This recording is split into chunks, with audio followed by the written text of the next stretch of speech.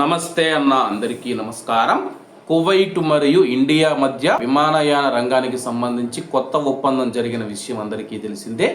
దీంతో కువైట్ మరియు ఇండియా మధ్య వారానికి 12,000 విమాన సీట్ల సామర్థ్యం ఉన్న 6,000 సీట్లు పెరిగి 18,000కు చేరుకోవడం జరిగింది.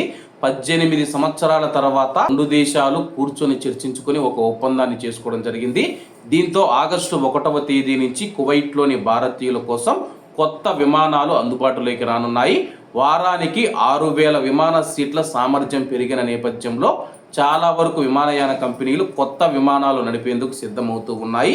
6,000 సీట్లు అందుబాటులోకి రావడంతో IndiGo, air India, Akasa air మరియు ఎయిర్ ఇండియా ఎక్స్ప్రెస్ వంటి ప్రముఖ భారతీయ ఎయిర్ క్యారియర్లు ఆగస్టు 2025 నుంచి కువైట్ దేశానికి కొత్త విమానాలు నడపాలని ఆలోచిస్తూ ఉన్నాయి.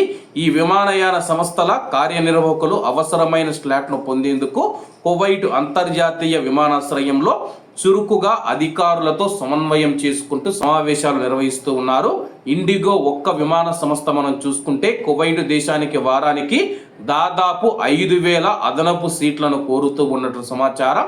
ఎయిర్ ఇండియా ఎక్స్ప్రెస్ మరియు అకాసా ఎయిర్ సుమారు 3,000 సీట్లు కోరుతూ ఉన్నాయి.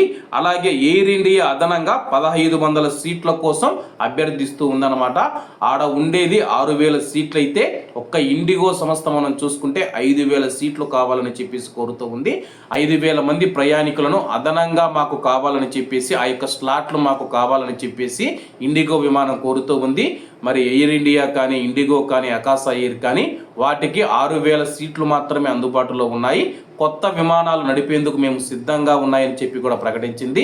ఏది ఏమైనా సరే కానీ సీట్ల సామర్థ్యం పెరగడంతో కువైట్ మరియు ఇండియా మధ్య కొత్త విమానాలు తిరగనున్నాయి.